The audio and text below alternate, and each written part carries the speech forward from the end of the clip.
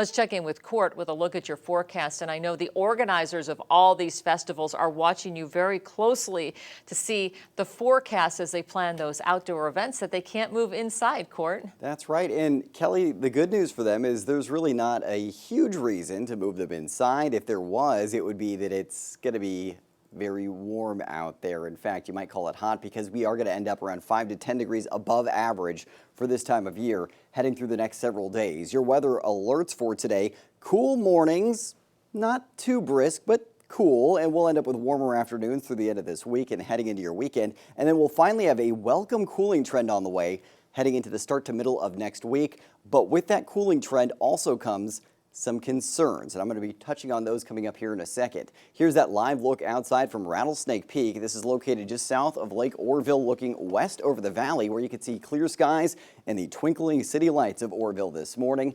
Air quality is still in the good range across the board. This will animate in just a second. There you go. You can see the green dots showing you good air quality. A few more cities are popping up with a few yellow areas where it's moderate, but there's no problems for you anywhere as far as getting outside and breathing in that fresh air.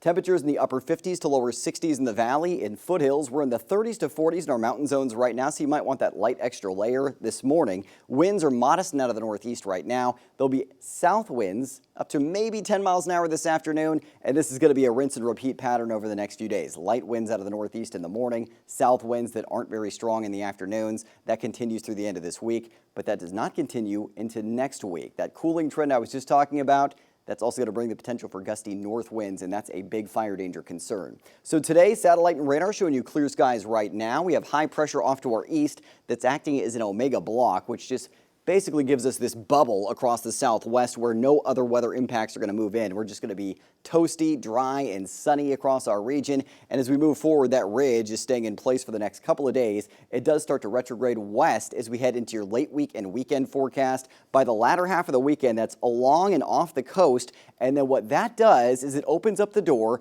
for next week, this area of low pressure dropping down from British Columbia into the Pacific Northwest and then continuing to track south to be centered just to our northeast. This is that time frame where temperatures are really cooling down quite a bit, but it's also going to drive those gustier north winds, and that's going to be the concern for our fire danger as that system is centered just off to our east and we have a ridge off to our west. There is potential for some very limited showers in the northern Sierra during that time, but again, the wind, a big concern.